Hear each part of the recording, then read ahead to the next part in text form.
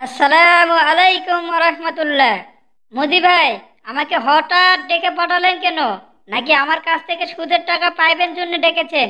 সেটাই বলেন তো। ওয়ালাইকুম আসসালাম রহমতুল্লাহ। আরে হাসিনা আপা, সুদের টাকা নিতে আসবে কেন? সুদের টাকা নেওয়ার সময় হলে আপনি তো দিবেনই।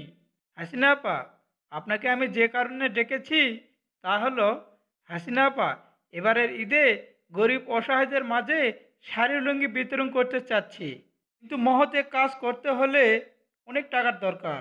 আমার একার পক্ষে সম্ভব না। তাই হাসিনা আপা বলছিলাম কি, আপনি যদি আমার সাথে শেয়ারে শাড়ি লুঙ্গি বিতরণ করেন তাহলে কাজটি খুব সহজ হবে। হাসিনা আপা, আপনি কি আমার সাথে শেয়ারে এই মহৎ কাজে শরীক হবেন?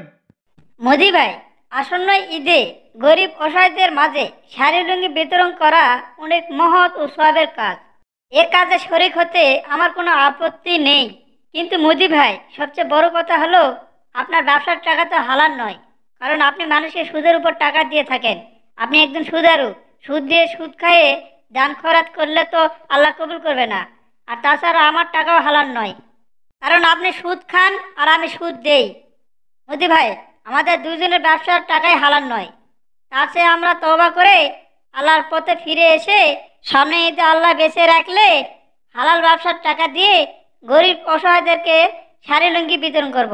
মোদি ভাই, আপনি কি বলেন? হ্যাঁ হাসিনা আপা, আপনি ঠিকই বলেছেন। আমরা দুজনে ভুলের মধ্যে আছি। ঠিক আছে হাসিনা আপা, আজ থেকে আমি আর সুদের ব্যবসা করব না। চলুন আমরা দুজনেই আল্লাহর পথে ফিরে আসি। সম্মানিত ভিউয়ার্স, এই ভিডিও থেকে আমি যে মেসেজটি আপনাদেরকে দিতে চাচ্ছি তা হলো, আমরা যতই ভালো কাজ করি না কেন, সবার আগে আমাদেরকে হালাল রুজি উপার্জন করতে হবে। ইবাদতের মূল উদ্দেশ্যই হচ্ছে হালাল রুজি উপার্জন করা। তাই আসুন আমরা হালাল রুজি উপার্জন করি।